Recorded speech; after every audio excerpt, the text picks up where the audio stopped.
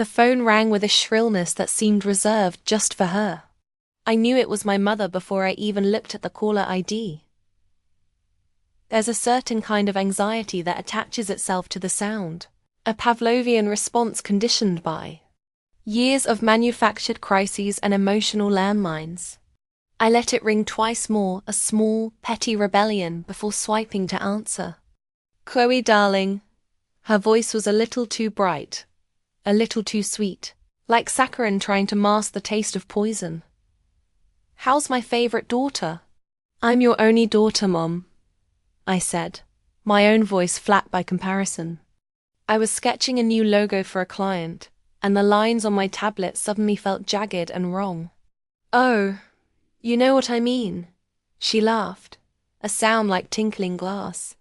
"I was just calling to see how you are." "You never call. Your poor old mother." Here it was, the opening salvo of guilt. I took a slow, deliberate breath, the kind my therapist taught me. In for 4, hold for 7, out for 8. It didn't really help, but the ritual was comforting. "I called you on Tuesday, Mom. It's Friday. Has it been that long?" "Oh, time just flies by. You know how it is for me. All the days just blend together."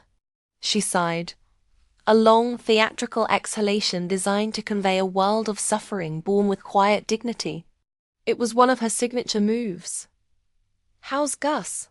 I asked, changing the subject to the only one I truly cared about. Gus was my golden retriever, my best friend, the one pure, uncomplicated source of joy in my life.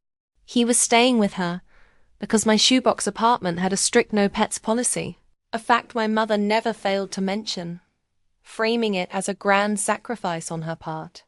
I paid for his food, his vet bills, his toys, everything.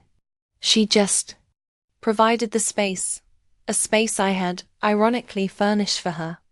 "Oh, he's wonderful, sweetie. Such a good boy." Another pause. This one different. Shorter, tighter. "He's just so much energy, you know. A real handful for someone like me." My hand froze over the tablet. A cold dread, slick and oily, began to seep into my stomach. "What do you mean, a handful?" "He's the laziest golden retriever on the planet. His primary activities are sleeping and leaning on people." "Well, you're not the one here all day," she said, her voice taking on a defensive edge. "The shedding, Chloe. It's just everywhere. And he needs to be walked. And my hip has been acting up again." The list would go on. It always did. A litany of complaints designed to make me feel indebted, to remind me of her constant low-grade martyrdom. "I can come walk him this evening, Mum. And I'll vacuum. It's no problem." "Oh, darling, that's so sweet of you to offer." The saccharin was back, thick and cloying. And then came the blow. She delivered it, with the casual, offhand cruelty of a child pulling the wings off a fly. "But you don't need to worry about that anymore." "Why not?" I asked, though I already knew. I think a part of me had always known this day would come. Some final, unforgivable line would be crossed.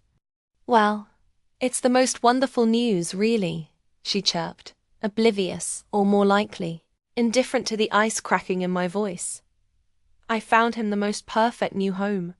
A lovely family just out past the edge of town. They have a big farm, you see. Acres and acres for him to run around on. He'll be so much happier there." The world narrowed to the sound of her voice and the frantic, hammering beat of my own heart. Happier. She had given my dog away. My dog. The one thing in this world that I loved without reservation. The one thing that loved me. Back with the same simple purity. And she was telling me this over the phone, as if she were informing me that she'd changed brands of coffee. "You what?" The words were a whisper, dry and brittle. "They came and picked him up. This morning," she continued, her voice filled with a sickening, self-congratulatory warmth. "The children were just so excited. You should have seen their faces. It was the right thing to do, Chloe. Truly. I ended the call. I didn't say goodbye. I didn't scream or cry or threaten. I just pressed the red icon on my phone screen and stared at the half-finished logo on my tablet. The lines were clean and corporate, meaningless and sterile. Outside my window, the city hummed along, completely unaware that my world had just been reduced to rubble. The dread in my stomach had hardened into something else. Something cold and heavy and sharp. It was rage. But it was a quiet rage. A patient rage. She thought Gus was too much. She thought he was an inconvenience. Fine. I would show her what a real inconvenience looked like. I looked around my small apartment, at the few pieces of furniture I owned myself. Then I thought of her house. Her comfortable, cozy house. And I thought about the sofa I bought her when her old one gave out. The dining room table, where she'd host her pity parties. The bed I ordered for her when she complained about her back. The television, the coffee table, the bookshelves, the lamps. Every single piece. A slow smile spread across my face, but it felt alien and sharp. A rictus of grief and fury. My mom gave my dog away. So, I was going to take back every piece of furniture I ever bought her. The silence in my apartment was absolute. It pressed in on me, a physical weight. Usually, the quiet was a comfort, a respite from the noise of the city, and the louder noise of my mother's endless needs. Now it was a hollow ache, a space that Gus should have filled. For an hour I did nothing. I sat on my floor, my back against the cool drywall, and let the shock wash over me in waves. Each wave left behind a colder, harder layer of fury. She had given him away. The words echoed in the vacuum. Not asked me. Not discussed it. She hadn't even given me the chance to say goodbye, to bury my face in his soft, golden fur and tell him he was a good boy, the best boy. She had just erased him from my life. And for what? A little bit of dog hair? A hip that only seemed to ache when it was convenient. The lie was the worst part. He'll be so much happier. It was the classic refrain of the selfish, cloaking their actions in a veneer of altruism. She didn't care about Gus's happiness. She cared about her own comfort.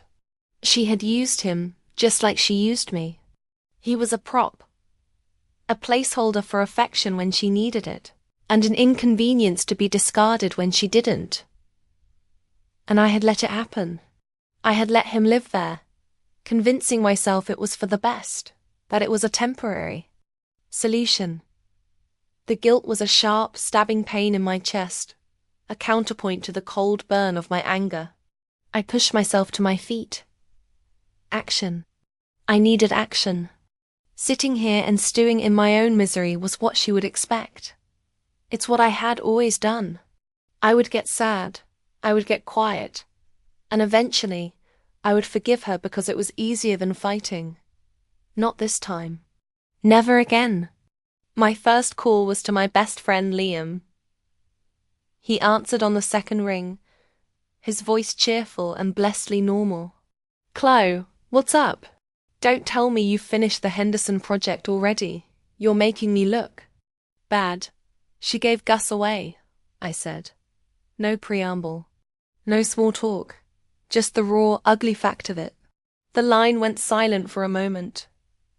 Liam knew everything. He knew about my mom. He knew how much Gus meant to me. He had been my dog-sitter, my confidant, the one who listened to my endless rants about my mother's latest drama without judgment. She what?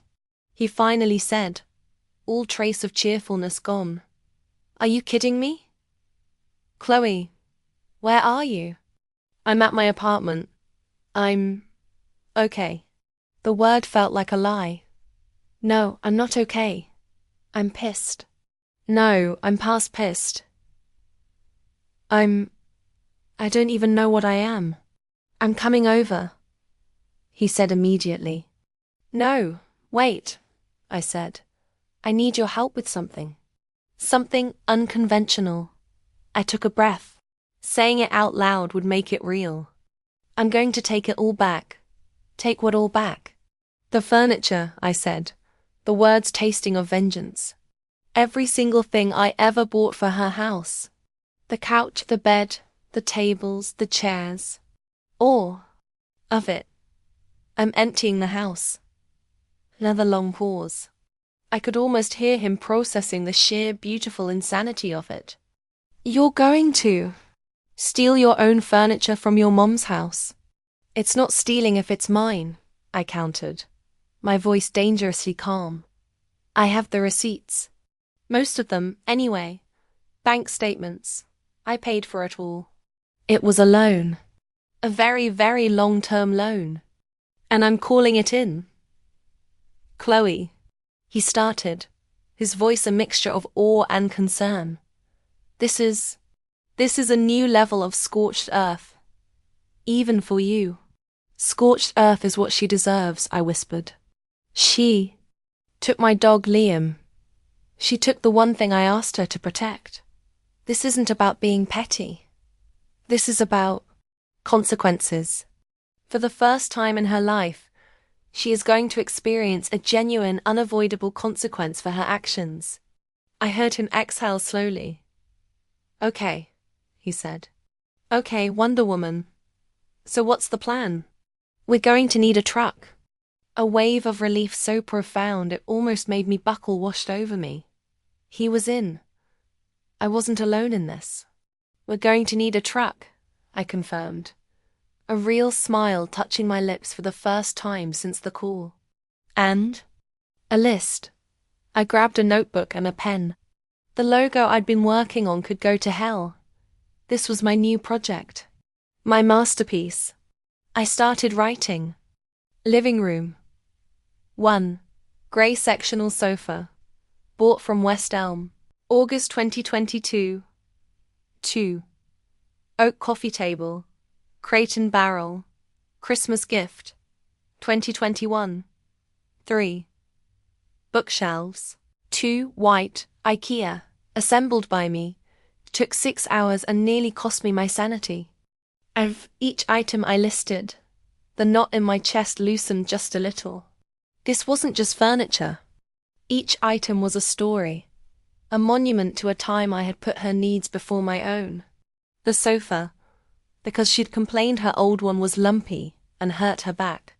The coffee table, because she'd admired it in a catalogue and hinted for months about how much she wanted it. The bookshelves, because she needed somewhere to display the collection of porcelain dolls she valued more than my company. This wasn't just about getting my stuff back. It was an excavation. I was digging up years of buried resentment and exposing it to the light. I was taking back the years of my life I had spent trying to buy her love, trying to make her comfortable, trying to fill the endless gaping void of her neediness. She wanted an empty house. I was going to give her one. The rage was a clean, high-octane fuel. It burned off the fog of grief and left behind a sharp, crystalline clarity. My mother had taught me many things, most of them toxic, but she had inadvertently taught me how to be methodical.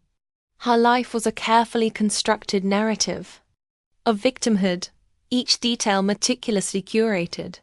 My plan to deconstruct her world would be just as precise.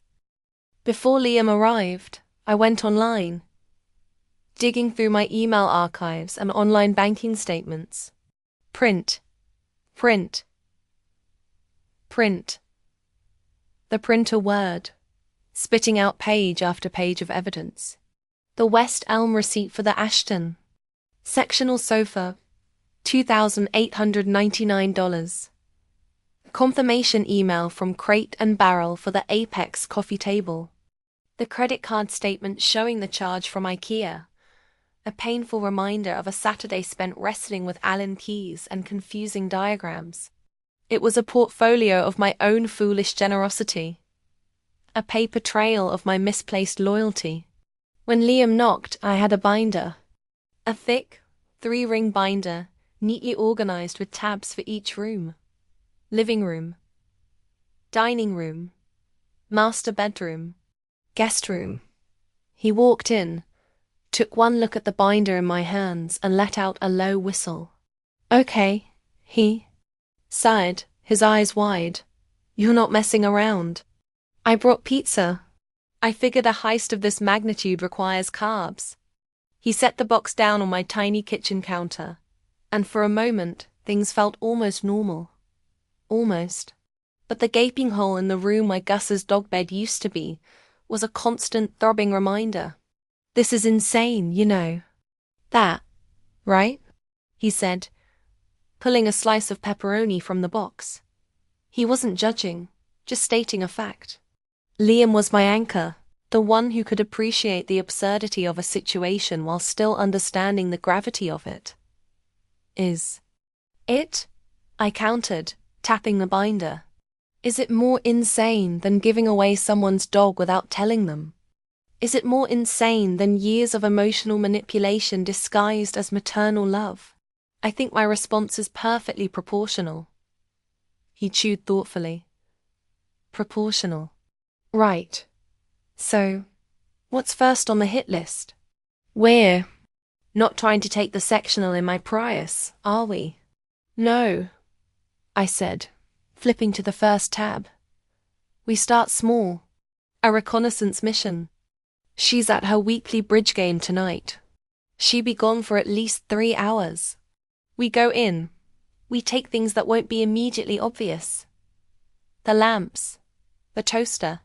The fancy Dutch oven she had to have and has used exactly once. The small stuff. He nodded, understanding. Testing the waters.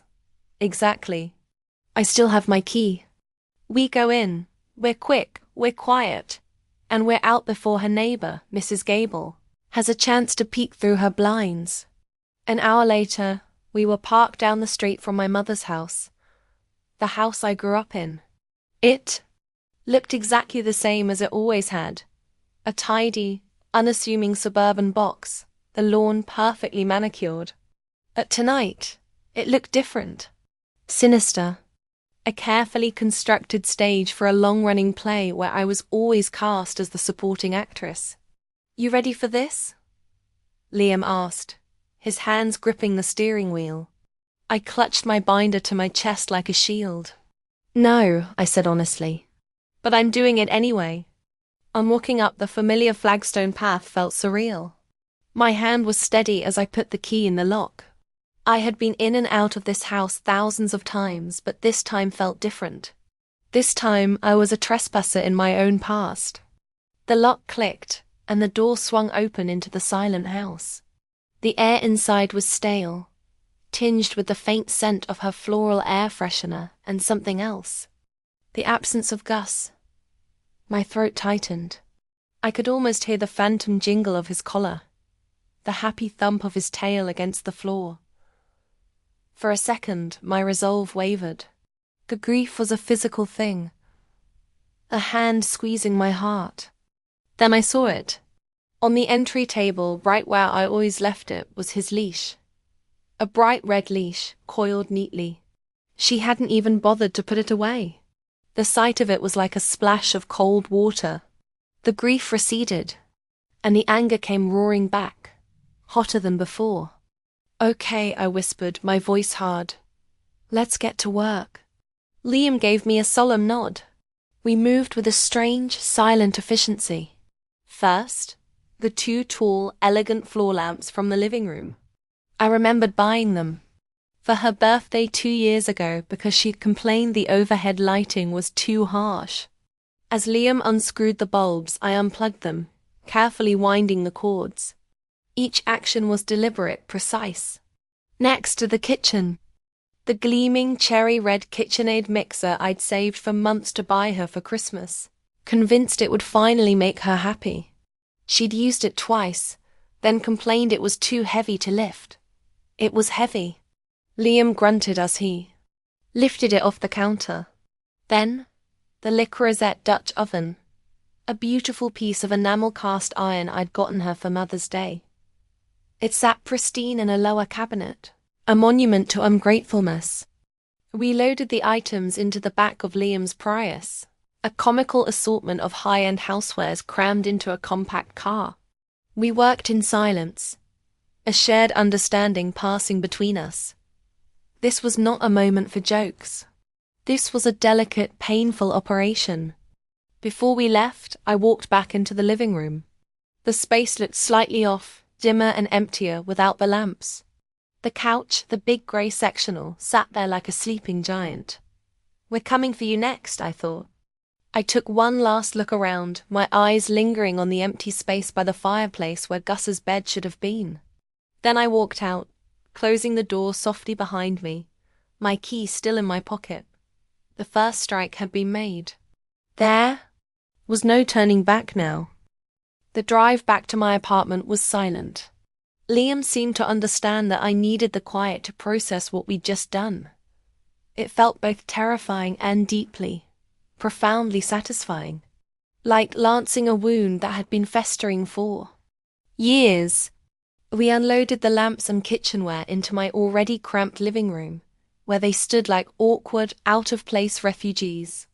So, Liam said, breaking the silence as he leaned against a floor lamp. Phase 1 complete. How do you feel? Empty, I said, surprising myself with the honesty of the word. And powerful. It was a strange cocktail of emotions. The act of taking the items, of physically asserting my ownership had given me a jolt of control I hadn't felt before. But seeing the house, his leash, it just hollowed me out all over again. Get some sleep, Chloe, he said softly. Tomorrow's going to be a long day. I knew he was right. The real storm wouldn't break until my mother got home and noticed things were missing. I slept fitfully, my dreams a chaotic swirl of empty rooms and the faint sound of a dog barking just out of reach. The call came at 11:47 a.m. the chummer. Next day, I had been waiting for it, my phone on the table beside me, my nerves stretched taut. Chloe Ann Miller, she said, her voice low and trembling with a rage that was far more authentic than her usual theatrics. She only used my middle name when she was about to go nuclear. What did you do? I took a sip of my coffee, buying myself a moment. I have rehearsed this. I'm not sure what you mean, Mom. My voice was calm, almost detached. It was the voice I used with difficult clients. A tone of unflappable professionalism. It infuriated her. Don't you play dumb with me? She shrieked, the thin veneer of her composure cracking completely. My lamps are gone. My mixer. Did you break into my house? I'm going to call the police, Chloe. I swear to God, I will have you arrested. First of all, I said, my voice dropping to a matching low intensity, you can't break into a house when you have a key. Second, they're not your lamps. They're my lamps. Just like it was my mixer. And it was my dog. There was a sputtering sound on the other end of the line. She was a master of offense, but she crumbled in the face of direct confrontation. She wasn't used to me fighting back. How could you do this to me? She finally whispered, shifting tactics. The rage had failed, so now came the waterworks. The quavering voice of the wounded mother. After everything I've done for you, to come into my home and steal from me. You're being cruel. You're being vindictive. You want to talk about cruel. I shot back, the calm facade breaking. All the pain and anger of the last 24 hours boiled over. Cruel is giving my dog away to strangers. Cruel is not even having the decency to let me say goodbye. Cruel is lying to my face and telling me he'll be happier without me. You don't get to talk to me about cruelty, Mom. Your lease on that word has expired. I could hear her taking sharp, shallow breaths. I had her on the ropes. It was a terrible, exhilarating feeling. I want my things back, Chloe, she said, her voice weak. And I want my dog back, I said. But we don't always get what we want, do we? It's a hard lesson, one you're long overdue to learn. I hung up. My hand was shaking. My heart was pounding against my ribs like a trapped bird. But I wasn't sad. I wasn't crumbling. I was standing my ground. The first taste of it was intoxicating. Liam texted me a few minutes later. Well? She knows, I typed back. The war has begun. His reply was instantaneous. Good. Let her stew in it for a bit. U-Haul. Tomorrow morning. Tenor.m. It's time for the big guns. The big guns. The sofa. The armchair. The heavy-duty items that would leave gaping holes in her carefully curated life. The thought should have scared me. Instead, it filled me with a sense of grim purpose. This was no longer just a reaction. It was a campaign. I was liberating my own history, one piece of furniture at a time. I looked at the binder, my battle plan. Tomorrow we would escalate. Let her call the police. I had my receipts. I had the truth. And for the first time, that felt like more than enough. The U-Haul truck felt ridiculously large. It rumbled and groaned as I navigated it through the quiet suburban streets, my knuckles white on the oversized steering wheel.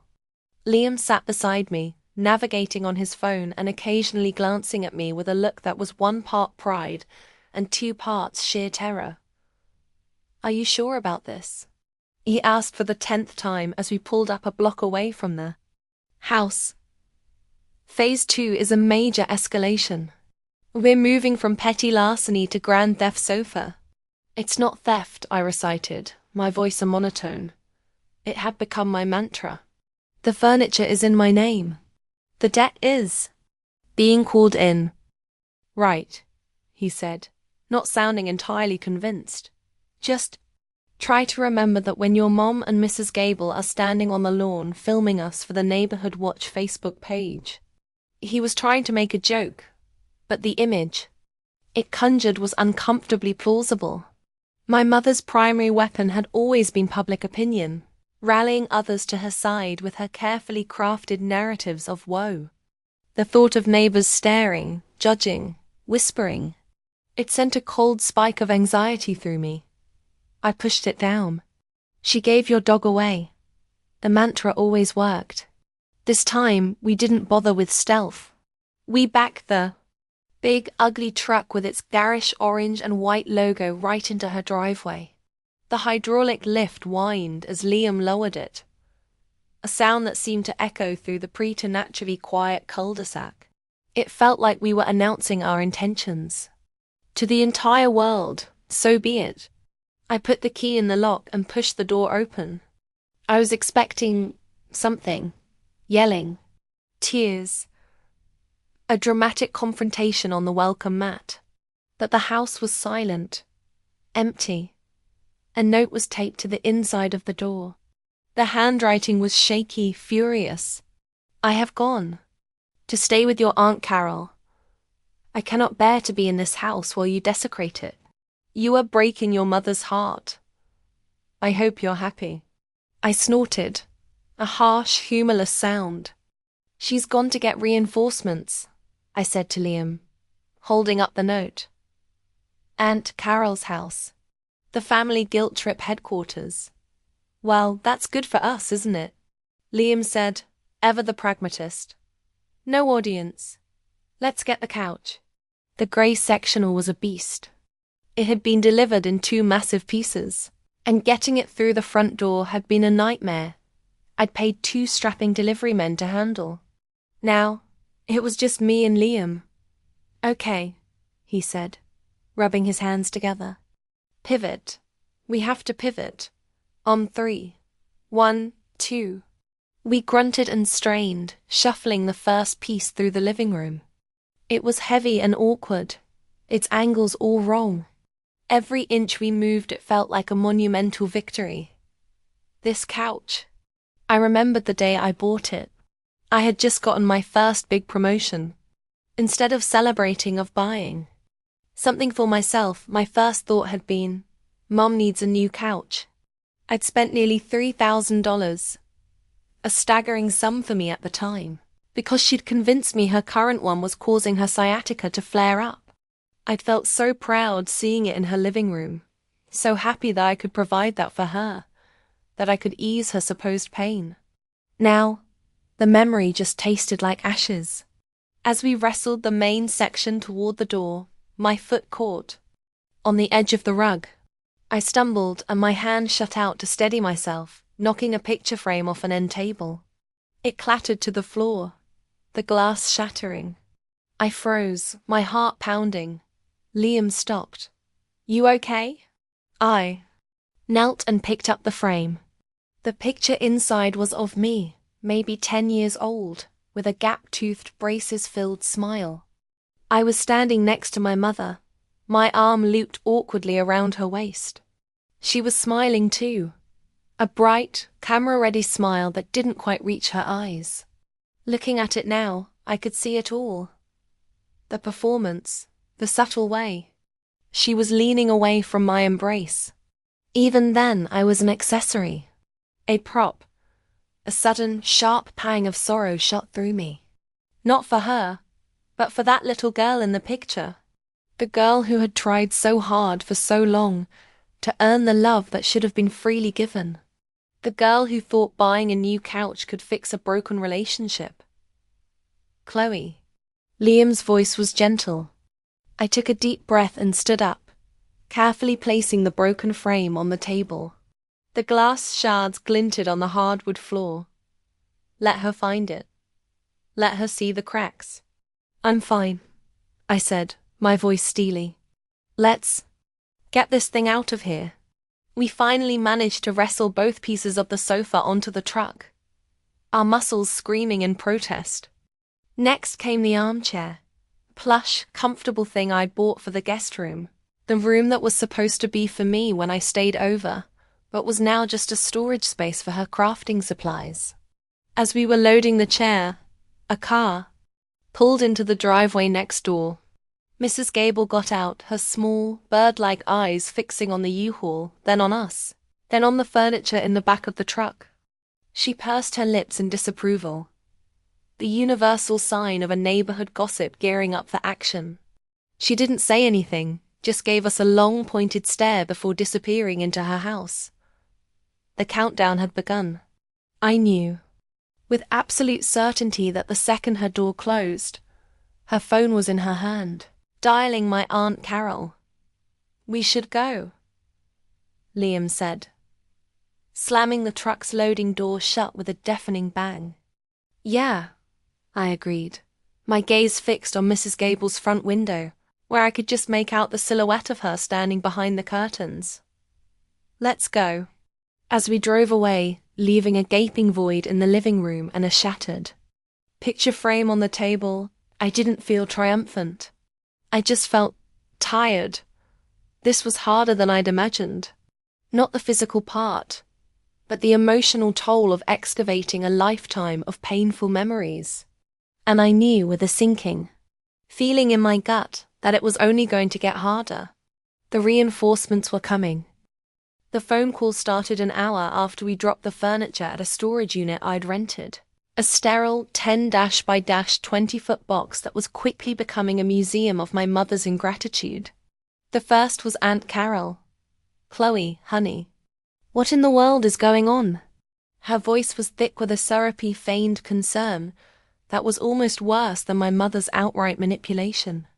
Aunt Carol was my mother's older sister, the self-appointed matriarch and keeper of the family's fragile peace. Her method was less direct attack and more a slow, cloying suffocation by guilt. "Your mother is beside herself," she continued, not waiting for my reply. She called me in tears. "She said you came with a truck and emptied her living room. Chloe, this isn't like you. You've always been such a good daughter." A good daughter. The phrase landed like a punch. For my family, good was a synonym for compliant. Good meant I absorbed my mother's moods, paid her bills, solved her problems, and never, ever complained. The second I stopped playing my part, I became the villain. Aunt Carol, I said, my voice weary. Did she happen to mention why I might have done this? Did she mention a dog named Gus? A hesitation. A slight, almost imperceptible clearing of her throat. She mentioned the dog, yes. She said it was a difficult decision, but she felt it was for the best. The animal was becoming too much for her to handle. The animal, I repeated, the words tasting like acid. His name was Gus, and it wasn't her decision to make. He was my dog. She gave away my dog. Now, Chloe, I'm sure she didn't mean any harm, she soothed. Your mother loves you very much. She's just not always the best at expressing it. This thing with the furniture, it's cruel. You're punishing her. Punishing her?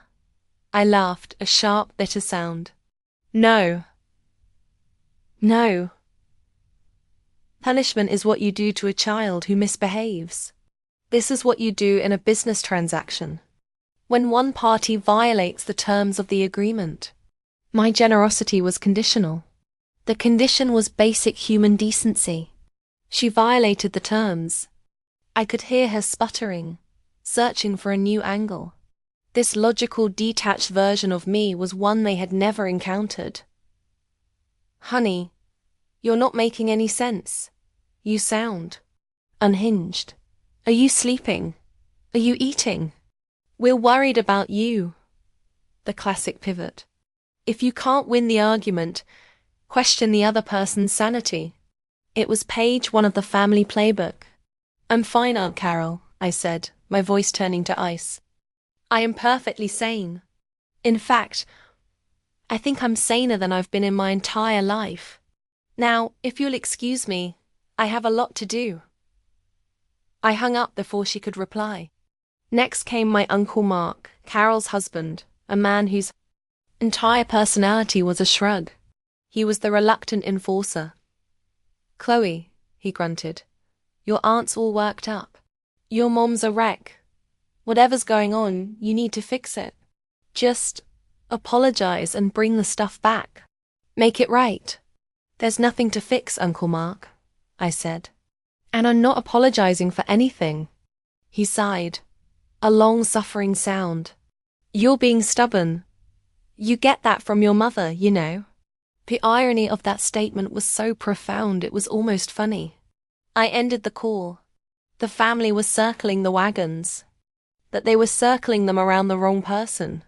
They saw a woman acting irrationally, cruelly. They couldn't or wouldn't see the decades of quiet suffering that had led to this point.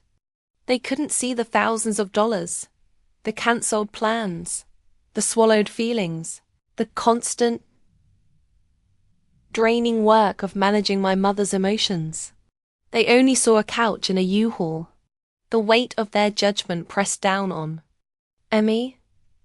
For a moment I felt a familiar pang of self-doubt. Was I being cruel? Was I the monster in this story? The narrative they were weaving was a powerful one, and I could feel its tendrils trying to pull me back into my designated role. The difficult, ungrateful child. I walked over to the corner of my living room and picked up the red leash. I held it in my hands, the nylon cool and smooth. I thought of Gus's solid, reassuring weight leaning against my legs. I thought of his goofy, open-mouthed smile, the way his whole body wiggled when I came through the door. He had trusted me to keep him safe, and my mother had taken that trust and thrown it away like a piece of trash. The doubt vanished, replaced by a cold, hard certainty. They could all call me crazy. They could call me cruel. They could call me unhinged. I didn't care anymore. Their opinions were meaningless, built on a foundation of lies and willful ignorance. My anger was my compass now, and it was pointing me forward. I went back to the binder. Next on the list, the dining room. The big, heavy, solid wood table and the 6 matching chairs. The sight of so many miserable holiday dinners, so many arguments held in tense whispers, So many meals eaten in stony silence. Taking that table would be more than just repossession. It would be an exorcism. I texted Liam. Phase 3 tomorrow? His reply was simple. I'll bring the dolly. I knew then that no matter how many relatives called, no matter how much they tried to paint me as the villain, I wouldn't stop. I had one ally who understood, and he was all I needed. Let them talk. I had work to do. That night, sleep offered no escape. It dragged me back in time, forcing me to relive memories I had tried to bury. I was a collage of past grievances, a highlight reel of my mother's greatest hits of manipulation. I was 17 again, my acceptance. Letter to a university 4 states away clutched in my hand. It was my dream school, a place where I could finally be anonymous, where I could be just Chloe, not Eleanor's daughter. I found her in the living room, a damp washcloth on her forehead, complaining of a sudden, debilitating migraine. "Oh, darling, that's wonderful," she'd said, her voice a weak rasp when I told her my news. "It's just so far away. Who will look after me? My headaches have been getting so much worse." The guilt was immediate and suffocating. I ended up at the local community college, living at home, my dreams packed away in a box under my bed. The migraines, miraculously, disappeared a week after the university's enrollment deadline passed. Then I was 24, standing in the kitchen of my first real apartment. I had just given my mother $300, my entire savings for a much-needed new laptop, because she'd sworn the power was about to be shut off. 2 days later, I came home to find her showing off a brand-new designer handbag. "It was on sale, Chloe," she'd said, beaming. "An absolute steal. I just had to have it." It cheered me up so much. When I asked about the power bill, she waved a dismissive hand. "Oh, that. I must have misread the notice. It wasn't as urgent as I thought." The memories came one after another, each one a small cut, a minor betrayal that, taken together, amounted to a death by 1,000 cuts. The illnesses that always flared up right before my birthday, or a planned vacation. The money borrowed, and never repaid. The way she'd pit me against my cousins, my aunts, anyone who might offer me a competing source of support or affection. Her love was a conditional, transactional thing. It was a currency I had to constantly earn, and the exchange rate was always in her favor.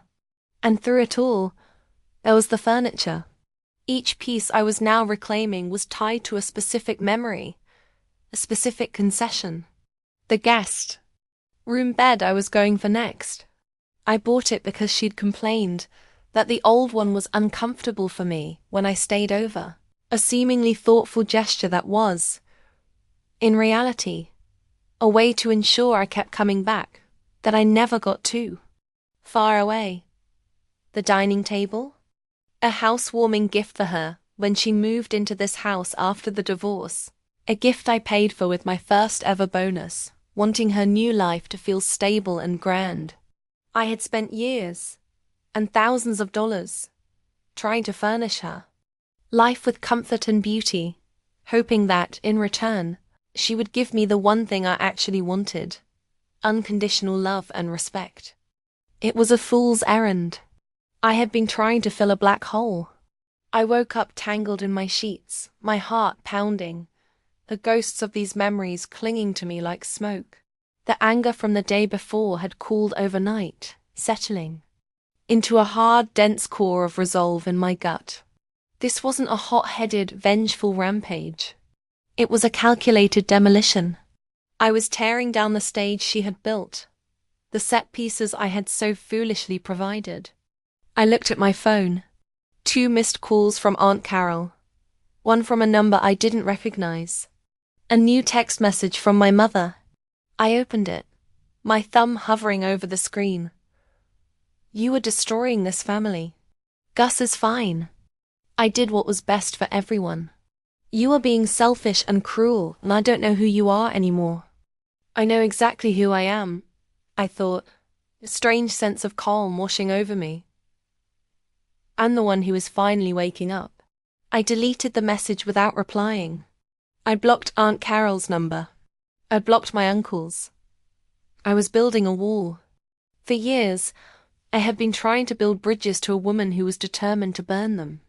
Now, I was just going to let the chasm lie between us. It was safer that way. Liam texted, U-Haul is secured. ETA 15 minutes. You ready to face the dragon's den again?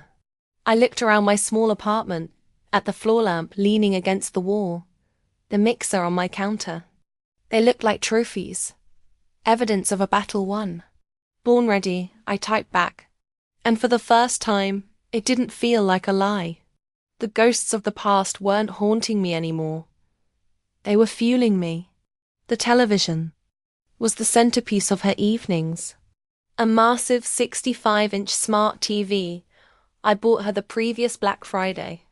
Her old one had worked perfectly fine, but this one was bigger, brighter, and had all the streaming apps built right in, which meant she no longer had to call me 3 times a week asking how to switch from cable to Netflix. It was, like everything else, a purchase born of a desire to make my own life easier as much as it was to make hers more comfortable.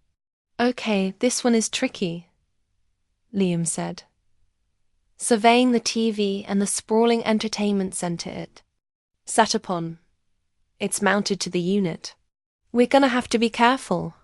My mother was still at Aunt Carol's, a fact confirmed by another saccharine text from my aunt sent from a different phone informing me that my mother was too distraught to even eat.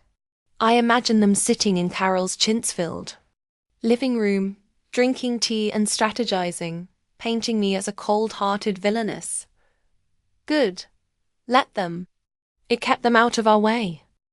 As Liam started carefully unplugging the tangle of wires behind the entertainment center, I did a sweep of the room. My eyes landed on the mantelpiece above the fireplace. It was crowded with framed photos. My mother and Aunt Carol on a cruise. My cousins at their college graduations. My mother front and center at a family reunion. And there, tucked away at the very end, almost hidden behind a porcelain shepherdess, was a small 5x7 frame. I picked it up. It was a picture of me and Gus, taken last summer at the beach. I was sitting on the sand, laughing, and he was in my lap, his face a perfect picture of bliss, his sandy tongue halfway to my chin. We were both bathed in the golden light of the setting sun. It was a picture of pure, uncomplicated happiness. A happiness she had carelessly destroyed. I felt a fresh surge of anger, so sharp and intense it almost made me dizzy. She had kept this photo.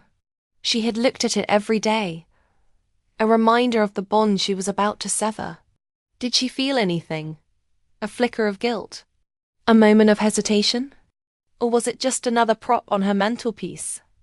Another piece of the loving mother facade? I slipped the photo out of its frame and slid it into my back pocket. The frame I left empty on the mantel. A small silent testament to what she had taken. Got the wires, Liam announced. Ready to lift this monster. The TV was lighter than it looked, but awkward. We carried it out to the truck. A strange 2-person procession hauling a giant black rectangle. It felt symbolic, like we were stealing her window to the world. Next was the entertainment center itself. A long, low piece of dark wood furniture I'd ordered online and spent an entire weekend assembling for her. I remembered my bruised knees and sore back. The frustration of the poorly written instructions. I had done it because she claimed she needed more storage for her DVDs. She didn't own a single DVD. We emptied it first. A collection of old romance novels, knickknacks and dust bunnies. And, in one of the drawers, a small velvet-covered box. I opened it. Inside, nestled on a satin pillow, was a single ornate earring. It wasn't hers. My mother's taste was classic, understated. This was gaudy, cheap-looking, a cluster of fake rhinestones in a gold-plated setting. I had never seen it before in my life. I frowned, a prickle of unease running up my spine. It felt out of place, secretive. I slipped it into my pocket with the photograph and said nothing to Liam. The entertainment center was heavy, heavier than the couch. We used the dolly this time, straining and sweating as we maneuvered it down the short hallway and out the front door.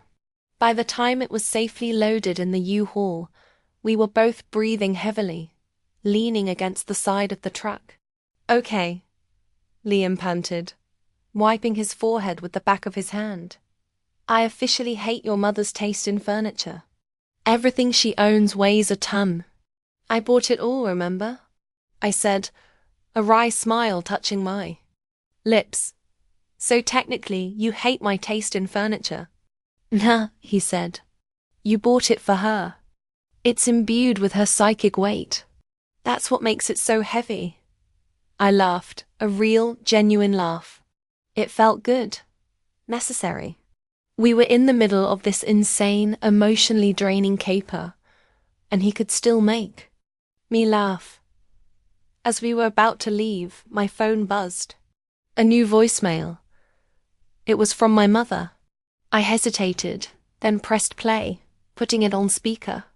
A voice filled the cab of the truck, no longer shrieking or crying, but low and venomous. "I know you were here again, Chloe." Carol's neighbor called her. "This is my final warning.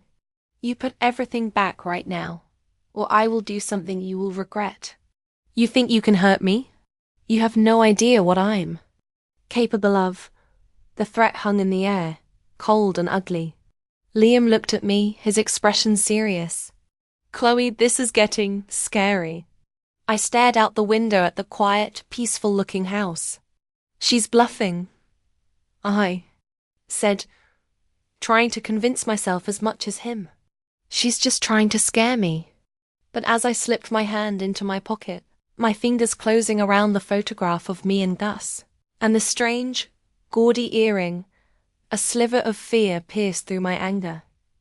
She had already done the most hurtful thing I could imagine. What else was she capable of? The threat echoed in my mind long after we'd left. "You have no idea what I'm capable of." It was classic Mom. Vague, dramatic, designed to inspire maximum fear with minimum specifics. In the past, it would have worked. I would have been a wreck, picturing all sorts of terrible scenarios, and would have likely caved just to make the anxiety stop. But something in me had shifted. Her power was based on my fear of her disapproval, and I was running dangerously low on that particular fear. "What do you think she meant by that?" Liam asked as we unloaded the TV into the sterile gloom of the storage unit. The unit was starting to look like a bizarre, disjointed house, a collection of rooms crammed into one metal box. "Honestly, I don't think she even knows," I said, carefully placing the remote control on top of the entertainment center. "It's a tantrum. She's throwing words like dishes, hoping one of them will hit me." "Maybe," he said, his expression still troubled. "But people get weird when they feel like they're losing control. Just be careful. Change the locks on your apartment door." Seriously, his concern was a balm, a welcome antidote to my family's toxic worry. They were worried about my sanity. Liam was worried about my safety. The difference was everything. "I will," I promised. That night, alone in my apartment, the adrenaline of the day began to fade, leaving a hollow exhaustion in its wake. I ordered takeout, not having the energy to even think about cooking. As I ate, I sat on the floor, my back against my own sofa, a simple, comfortable piece I'd bought for myself, not for anyone else. I pulled the contents of my pocket out and laid them on the floor in front of me. The photograph first. Me and Gus, pure joy.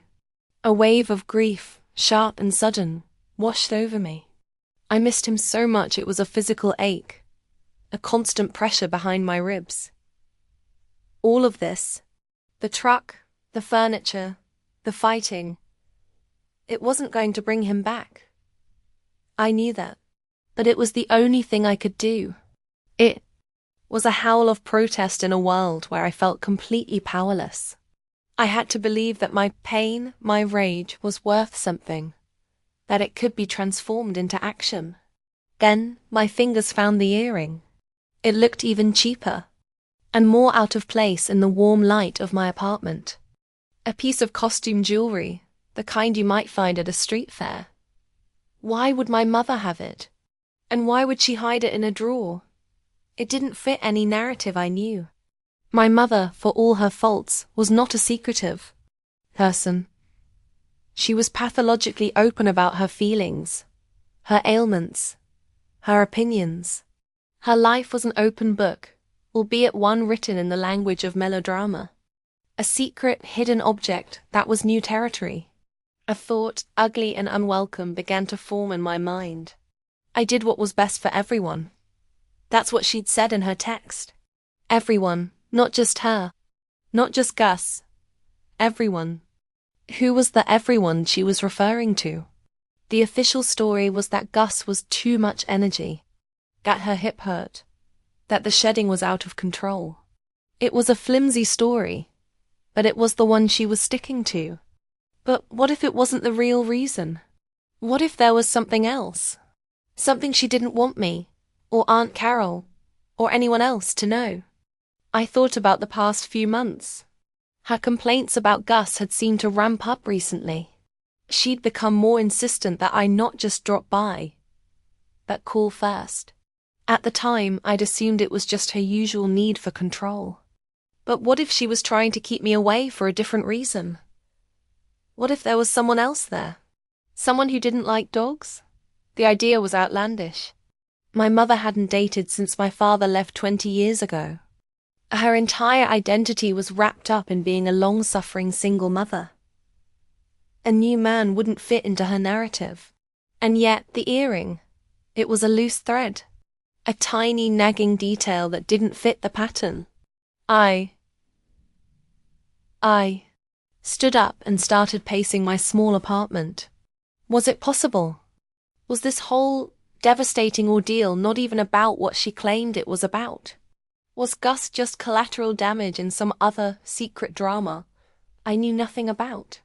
The thought was infuriating.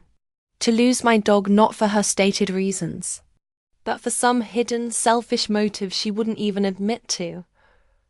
It was a new, deeper level of betrayal. I had to know. My mission had suddenly changed. It wasn't just about reclamation anymore. It was about investigation. She wanted to make threats. Fine. Two could play at that game. I was going to find out the truth. All of it. I picked up my phone, my fingers flying. Across the keyboard. I didn't text Liam this time. This was something I had to do myself. I found the number I was looking for. A private investigator I'd used once for a client who was dealing with a copyright infringement case. It was a long shot, and it would be expensive, but the mystery of the earring and my mother's cryptic threats had ignited a new kind of fire within me. She thought she could hide. She was about to find out how wrong she was. You want to hire me to investigate your own mother? The private investigator, a gruff, tired-looking man named Sal, looked at me over the top of his glasses. His office was small and smelled faintly of stale coffee and regret. It was perfect. I want to know what she's hiding, I said, sliding the cheap earring across his cluttered desk. I found this in her house. It's not hers. Her story about why she got rid of my dog is full of holes. She's making threats. I think there's something else going on, and I want to know what it is. Sal picked up the earring with two thick fingers, examining it. under his desk lamp. "This is junk," he grunted. "Worth about $5. "I know," I said. "That's what makes it so weird. If it were expensive, I'd assume it was a gift. This feels like something that was left behind. By accident." He leaned back in his creaky chair.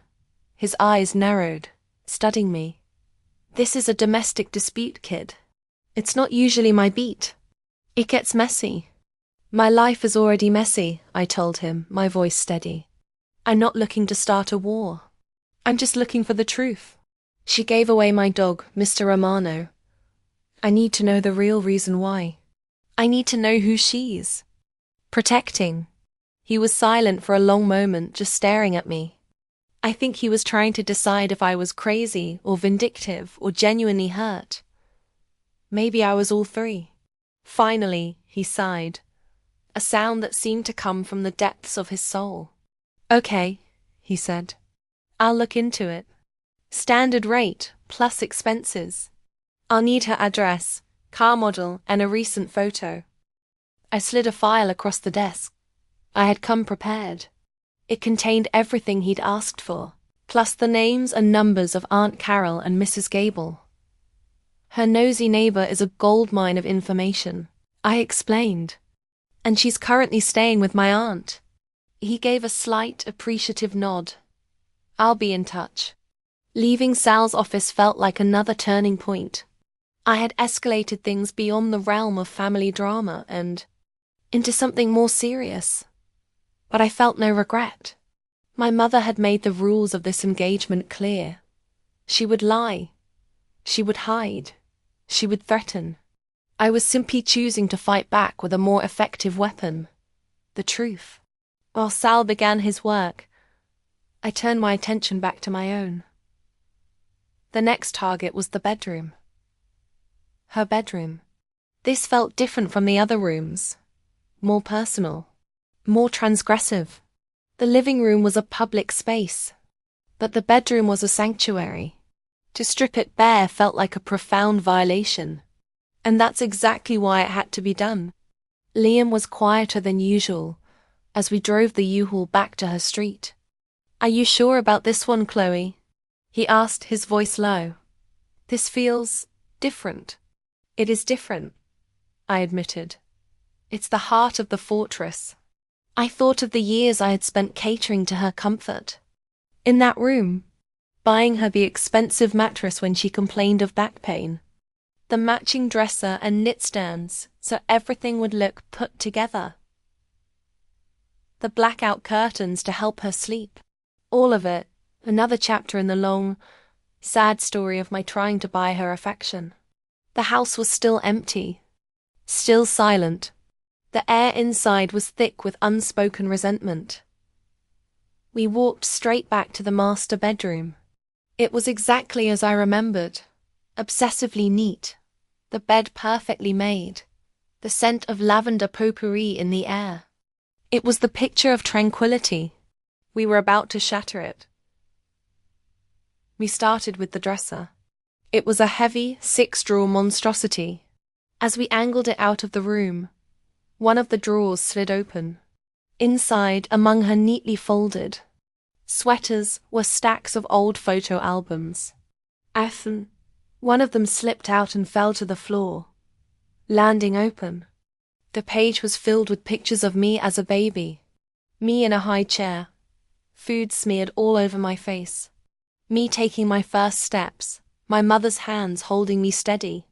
In every photo, she was looking at me with a look of such pure, unadulterated love it made my breath catch in my throat. It was a look I hadn't seen on her face in decades. A wave of dizziness and sorrow washed over me. Who was that woman? What happened to her? What had happened to us? The anger that had been my constant companion for days suddenly felt very far away, replaced by a deep, aching grief for a mother I felt I had never truly known. The woman who looked at her baby with such love, she was a stranger to me. The woman I knew was bitter and needy and cruel. How did one become the other? Chloe. Liam's voice was soft, pulling me back to the present. He was looking at the photo album, then at my face. He saw the conflict, the pain. I quickly shut the album and pushed it back into the drawer. "It's nothing," I said, my voice thick. "Let's just get this done." We moved the dresser, then the knitstands. Then we stripped the bed, rolling up the expensive memory foam mattress I was still paying off on my credit card. We dismantled the bed frame, the clatter of the metal slats echoing in the now barren room. With each piece we removed, the room felt colder, sadder.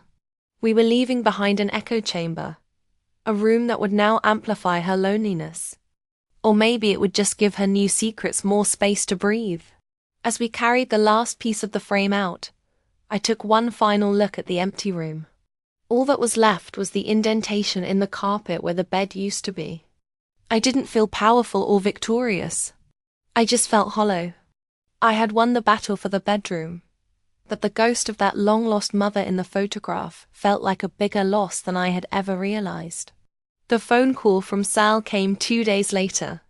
2 days I had spent in a strange limbo, surrounded by the ghosts of my mother's furniture in my storage unit, and the ghost of her past self in my mind. I had stopped the repossession campaign, my anger temporarily dampened by the confusing grief that had ambushed me in her bedroom. I was adrift, unsure of my next move. "Got something for you," Sal's gruff voice said, pulling me from my stupor. "Your mother's not staying with your aunt anymore. She checked out yesterday morning." "What? Where did she go?" I asked, my heart starting to beat a little faster. Aunt Carol hadn't called. But then again, I had blocked her number. "That's the interesting part," Sal said. "She's not at her house. She's at a motel on the other side of town. The Starlight Inn. A real palace." His tone made it clear the Starlight Inn was anything but. "And she's not alone." The air left my lungs. "Who is she with?" "A fella named Stan Kowalski. Drives a beat-up Ford Ranger. Has a landscaping business. Or what passes for one. Couple of DU is a minor assault. Charge from 5 years back. Real charmer. Stan Kowalski." The name meant nothing to me. "And the dog?" I asked, my voice barely a whisper. "Did you find out anything about my dog?" "Still working on that part," Sal said. "But get this. I had a little chat with the nosy neighbor, Mrs. Gable. She said she'd seen Kowalski's truck at your mother's house a lot over the past few months. Usually in the evenings. And she said she heard them arguing a lot. About what, she couldn't say. At a few times, she heard the dog barking its head off in the middle of it. The pieces clicked into place with a sickening thud. The secret earring. The insistence on calling before I came over. The vague, all-encompassing reason for getting rid of Gus. It wasn't about the shedding or her hip. It was about him. Stan Kowalski. My dog was barking, probably trying to protect my mother from this charming man with an assault charge. And their solution was to get rid of the dog. The betrayal was so profound, so layered. It was almost dizzying. She hadn't just given away my dog for her own convenience. She had given him away to appease a man she was hiding from her own family. A man who was, by all accounts, a loser with a criminal record. She had chosen him over Gus. She had chosen him over me. The grief and confusion of the past 2 days evaporated, burned away by a white-hot, righteous fury, unlike anything I had ever felt before. The picture of the loving mother in the photo album was a lie. Or maybe she was just a ghost. Long dead and buried under years of selfishness and bad choices. The woman who was shacked up in a cheap motel with a man named Stan was my mother now. And I was done mourning the one I'd lost. "Thank you, Sal," I said, my voice dangerously quiet. "Send me the bill." "What are you gonna do, kid?" he asked, a note of genuine concern in his voice. "I'm going to finish the job," I said. "I called Liam." He answered on the first ring. I was just about to text you, he said. Your Aunt Carol tracked down my number. She left me a very long, very tearful voicemail about family and forgiveness. Ignore it, I said, my voice flat and hard. I know everything. What are you talking about? Everything about what? About why she really got rid of Gus. It wasn't about his shedding, Liam. It was about a man. A secret boyfriend named Stan. I told him everything Sal had told me. The motel. The criminal record. The arguments. The barking. Liam was silent for a long moment. When he finally spoke, all traces of humor were gone from his voice. Oh, Chloe, he said softly. I'm so sorry. Don't be, I said, looking around my apartment. My own space. Safe. Honest. I'm done being sad. I'm done being confused. I'm just angry. And I know exactly what to do with it. What's the plan? He asked. There's only one thing left, I said, my eyes settling on the binder, my war plan, sitting on my coffee table. The dining room table. The heart of the house. We're getting it tonight. My mother's smear campaign had been ruthlessly effective. In the past week, I had become the cautionary tale of the family. The story whispered. Over phone lines and text messages. Chloe's had a breakdown. Chloe's lost her mind. She's cruel, she's unstable, she's vindictive. I had been tried and convicted in the court of family opinion, and my mother was the star. Witness for the prosecution. I had felt the sting of it. The isolation. It was a lonely thing to be cast as the villain in a story where you knew you were the victim. But now, armed with Sal's information, their judgment felt irrelevant. They were all playing. Their parts in a play, and none of them had read the real script. They were mourning the loss of a sofa. I was mourning the loss of my dog, my trust, and the last vestiges of a mother I thought I knew. I didn't care what they thought anymore. Their opinions couldn't hurt me. Only the truth mattered now, and the truth was a secret kept. In a cheap motel room with a man named Stam. Before we went for the table, there was one more thing I had to do. I found a pet-friendly apartment online. It was smaller than my current place, in a neighborhood a little further from my office. But the picture in the listing showed a sunny living room and a small balcony. The listing proudly proclaimed, "Pets are family here." The words made my throat ache. I filled out the application, my fingers flying across the keyboard. I submitted my financial documents, paid the application fee, and wrote a short, heartfelt letter to the landlord about why I needed a new start. It was an act of faith. A bet on a future I couldn't quite see yet, but one I was determined to build. With the application submitted, a sense of purpose settled over me. I was no longer just deconstructing my past. I was actively building my future. A future where I made the rules. A future where my home was a sanctuary, not a battleground. A future that might one day have the happy, chaotic energy of a dog in it again.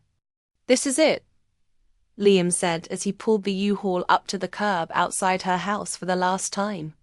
We had decided to park on the street, a small concession to the fact that we no longer cared about subtlety. The final boss. Let's finish this, I said, my voice steady. I felt strangely calm. The emotional roller coaster of the past week had leveled out, leaving me on a straight, clear track. I knew my destination. The house felt different this time. Colder, more hollow. The absence of the furniture was palpable. The living room was a cavernous, empty space. The bedroom door was open, revealing the blank walls and the square indentation on the carpet. It was a house of ghosts. The ghost of a family. The ghost of Gus. And in the center of the dining room, looking solid and immovable, was the table. It was a beautiful, heavy piece of dark acacia wood. I had bought it for her after the divorce, wanting to give her a symbol of stability, a place where we could build new, happier memories. Instead, it had become a silent witness to years of tense holiday meals and unspoken resentments. It was the last and most significant monument to my failed attempts to please her. We got to work. The 6 matching chairs were easy enough, stacked quickly in the back of the truck. But the table was a monster. Solid wood, no cheap particle board. It was a testament to a time when I thought buying expensive things could solve emotional problems. We had to detach the legs first. I lay on my back, wrestling with the bolts, a fine layer of dust showering my face. At each turn of the wrench, I felt a strange sense of release. I was literally dismantling the last pillar of my old life, the last heavy burden of my misplaced devotion. With the legs off, the tabletop was still incredibly heavy. We slid it carefully off its base, our muscles straining, and shuffled it slowly, inch by inch, toward the front door. It was a slow, grueling process, a penance of sorts. The physical struggle felt like a fitting end to the emotional one I had endured for so long. We finally got it into the truck, leaning it against the wall of furniture, a patchwork quilt of my past. The couch, the bed, the dressers, the television, and now the table. It was all there, the entire contents of a life I was leaving behind. I slammed the roll-down door of the U-Haul shut. The sound was deafening, a final, metallic clang of finality. It was done. The house was empty. My work was finished. I stood for a moment on the curb, looking at the dark house. It was just a building now, an empty shell. It held no power over me anymore. I had taken back every piece of myself I had left inside. Where to now? Liam asked softly. He looked exhausted but also relieved. I looked at the storage unit key in my hand, then at my own apartment key. The storage unit, I said. Let's put this last ghost to rest. As we drove away, I didn't look back. There was nothing left to see. The storage unit was a chaotic jumble of my past, a 10 by 20 foot tomb of misdirected love. Under the harsh fluorescent lights, the furniture looked sad and out of place. The grand dining table leaned against the wall like a fallen soldier. The grey sectional was shrouded in a moving blanket. It was a graveyard of good intentions. Liam and I stood in the doorway, the cool night air at our backs, and just stared at it all for a moment.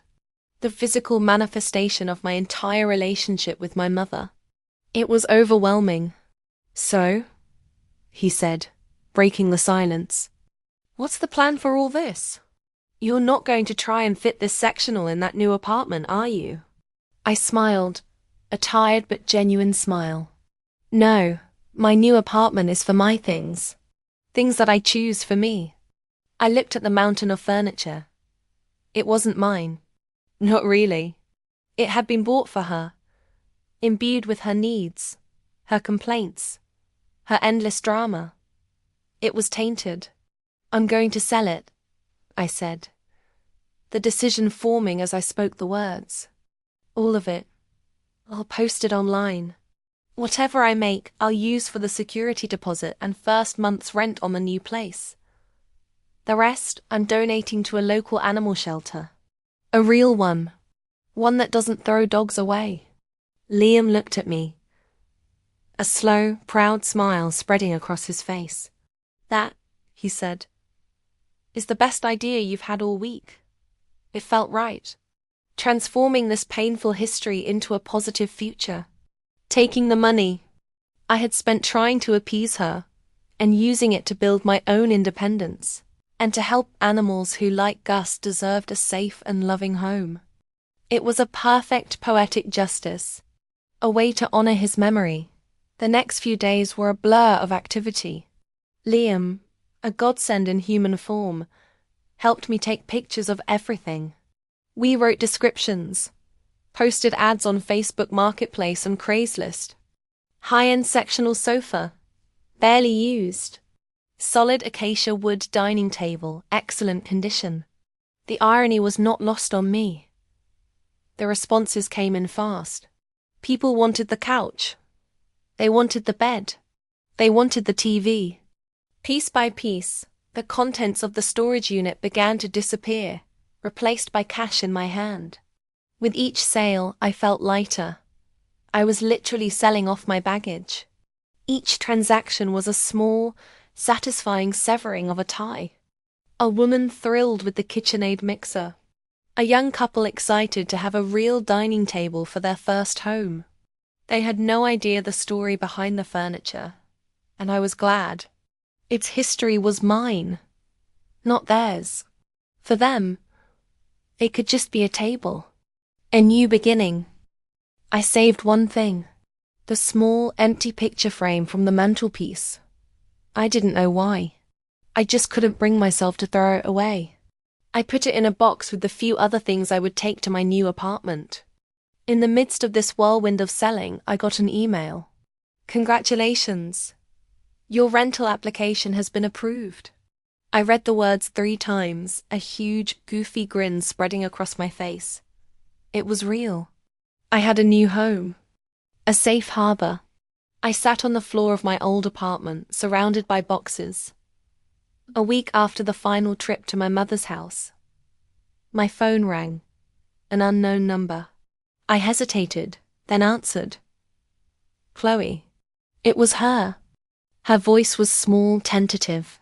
A voice I hadn't heard in years. All the rage, the manipulation, the drama was gone.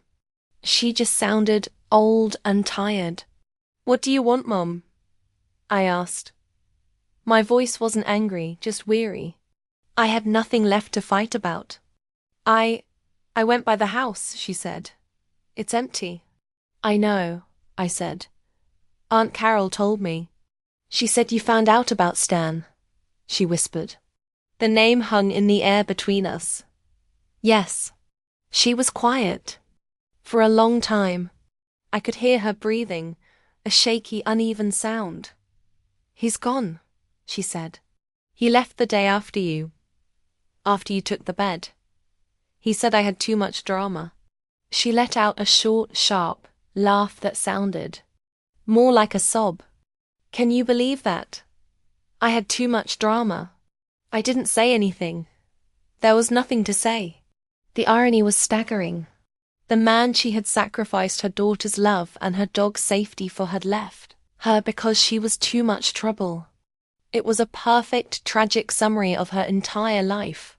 I'm sorry about your dog, Chloe, she said. And for the first time, I thought she might actually mean it. The words were heavy with a grief that felt real. I messed up. I know I did. The apology I had craved for so long had finally come. And it felt hollow. It couldn't bring Gus back. It couldn't erase the years of pain. It was just a word, spoken too late, into the void between us. I have to go, Mum, I said, my voice soft. I'm moving tomorrow. Oh, she said, her voice small. Where are you going? A new place, I said. A fresh start. I could feel her wanting to ask more, to pull me back in, to start the cycle all over again. But I couldn't. I wouldn't. Goodbye, Mom, I said, and I ended the call before she could reply. It wasn't an act of anger. It was an act of self-preservation, a necessary amputation. The final piece of furniture sold the morning I was set to move. A man came and bought the heavy entertainment center, the last ghost inn, the storage unit. I handed him the keys to the unit and told him to just lock it up when he was done. The manager had my notice. It was over. I used the last of the cash to pay the movers I'd hired to take my few belongings to the new apartment. Watching them load my simple sofa, my own bed, my small collection of books, felt right. This was my life. A life that fit into a small truck. It wasn't grand or impressive, but it was mine. My new apartment was bright and clean. The afternoon sun streamed through the glass door of the balcony. It smelled of fresh paint and possibility. After the movers left, I stood in the middle of the empty living room, a single box in my hands. I opened it. Inside was the red leash and the empty picture frame. I set the frame on the new mantelpiece. It stood there, a blank, space waiting to be filled. I didn't know what picture would go in it yet, but I knew it would be a picture of the future, not the past. A few weeks later, I was settled. My life had found a new, quiet rhythm. I worked. I explored my new neighborhood. I sat on my balcony in the evenings and read books. The anger had faded, leaving behind a quiet, peaceful ache. A scar. It didn't hurt to the touch anymore, but I would always know it was there. I hadn't heard from my mother again. I had received a letter from her a few days after I moved. Her familiar, shaky handwriting on the envelope. I had held it for a long time. Then I had put it unopened in a drawer. Maybe one day I would read it, but not today. Today was for moving forward. On a sunny Saturday afternoon, I found myself walking past a pet adoption event in a local park. Cages and pens were set up on the grass, filled with dogs of all shapes and sizes, all of them with hopeful eyes and wagging tails. My heart gave a familiar, painful lurch. I told myself I was just looking. I walked slowly down the line of cages, my hands in my pockets. And then I saw him. In the very last pen, a scruffy, wiry-haired terrier mix with one floppy ear and big, intelligent brown eyes. He wasn't golden and majestic like Gus. He was small and scrappy, and looked like he'd had a rough go of it. He was sitting, quietly, watching the chaos around him with a sort of weary resignation that I understood completely. Our eyes met. He didn't bark or jump. He just tilted his head, his one floppy ear flopping even more. And then, slowly, his tail gave a single tentative thump against the side of the pen. Thump, thump. It wasn't a big joyous wag. It was a question.